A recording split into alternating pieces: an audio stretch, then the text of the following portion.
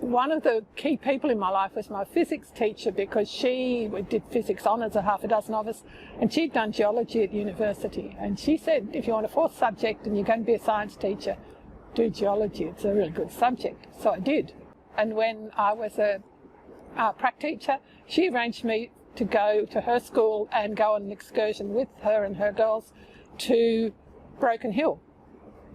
And as a prac teacher, I went underground in Broken Hill, down a working mine, and that was like, wow, quite extraordinary, especially in those days. And then so I did geology for the 3 years and loved it, did double geology in third year, loved soft rocks and fossils, and didn't like mining stuff so much. It was a bit hard and boring.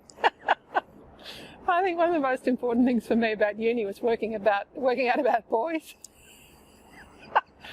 But when at the end of dip ed, I had to apply for a place, because in Sydney in those days you got put somewhere, mostly in the country. And then there was a girl who'd been a couple of years ahead of me in geology that I knew, who was leaving a school. I thought, I could put down that school first, and I got it. So that was one of those things where using an opportunity, I knew that was there. If I just put Central Western New South Wales, I could have got anywhere, but because I knew that, I went for that. And I had a lovely time teaching first level geology and science to everyone else. Then, like a lot of other people, I worked off my bond after 5 years teaching, and went to England and didn't have a job and found it difficult to get a teaching job, and eventually did and hated it. So I went from having been a really happy teacher to a very miserable one. And I got a job working for the British Council, and then I met my husband, and he got a job in Canberra. So we came to Canberra, which was great. Because I'm an only child, Mum and Dad sold up and came to Canberra too. But I was an at-home mum for 8 years. And I did a little bit of relief teaching on and off between babies, and found that really hard work and no support. I eventually got a full-time job at Lake Ginninderra, which was a new college, when the youngest one was 4. And I was there for 16 years, and that was fantastic. There was no geology in the syllabus, but I taught physics. I was the female physics teacher. But teaching year 11 and 12 is also such a privilege, and we had so many wonderful students. And sometimes I meet them and they say, gee, I used to love biochemistry with you, Lynne, or something like that, and that makes you just go all gooey inside. The education department decided that there was a lot of movement around in teachers, a lot of old people starting to retire, being offered redundancies and things, and they offered a scholarship system to go back to do some upgrading. And I looked at this and thought, okay. So for 2 years I had a scholarship to do a part-time graduate diploma, which was equivalent to honours that I'd not done at uni. And I met Professor Ken Campbell, who was a retired paleontology professor. And he said, so what sort of paleontology do you want to do? And I said, I don't know what's available. He said I couldn't do anything on the South Coast rocks, which I really loved, because everyone had already done that and it was all published. Typical scientist response, but it was good. He said, I've got these rocks down in the basement in the store that no one's looked at, and they've got a few fish things in them. Are you interested in fish? I said, don't think so, I don't know. He said, well, maybe you could have a look at them, and we could you could play around with them for a while until we work out a good project. Well, 20 years later, I'm still working on those fish. And that was really lovely. I was the oldest in the class, of course, at 50.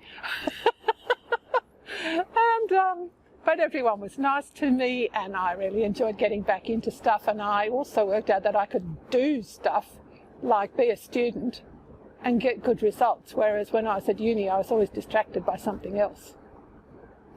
Sometimes boys, sometimes rocks, sometimes music, because I sang choir and stuff, but this time I was just focused on doing the work, and it really did rejuvenate me. And then I worked until I retired, and when I retired I thought, okay, this is an opportunity, I can go back and do something useful. And it wasn't that I wanted to do a PhD at that stage, I wanted to work as a volunteer. And I came to an open day here and talked to the director of the school and said, is there any chance I could do any voluntary work? he said, well, we're moving the whole collection from one building to another. Maybe there'd be something for you to do in that. So there was. So for that time I volunteered at the university, which was something to do. I didn't do it full time. I just came in a few days a week. And my Chabra fish were still in the cupboard, sitting there waiting for someone to do something to them. Went on a conference and drove a bus on the excursion. And one of the women who I was sharing a room with said, Lynne, you've got to do a PhD because otherwise you won't be recognised, your work won't be recognised. It's impossible to do it just as an interested person. So then I started describing the fish that I'd actually described for my honours equivalent thesis. Was similar to another fish that occurred in Victoria. It was a bit slightly younger fish, but very, very similar structure. And somebody from Argentina had actually renamed the fish in Victoria. Both our fish had originally, the one from Talbragar and the one from Victoria, had been called Leptolepis. And I remember when I was doing undergraduate geology, Leptolepis was a really famous little fish. There were lots and lots and lots of them. And I can remember looking down a microscope and thinking, God, you can count the bones. Who's really interested in that? And here I am working on it now and doing just that, counting bones and things. But it was like starting a new subject totally. You know, so many people come to a PhD with a really strong background in what they're working in, like chemistry or whatever it is, even in geology. Though not so much, because a lot of people don't study the geology at school, they study it when they come to university. But I had no background in fish at all, so I organised, with the support of the director of the school, a study tour to go to Argentina to see the original fish that this other woman had described, and then to spend time with Gloria. So we had a 12-week trip away, 2 weeks of which we spent visiting relatives in America. But the rest of the time I was either in Argentina visiting museums and looking at fish, or had 7 weeks with Gloria in Kansas, which was like Fish Anatomy 101, 102, 102, 3, 4. It was all in like this short period of time, and it was like I wished I had recorded everything she said, but I didn't, of course.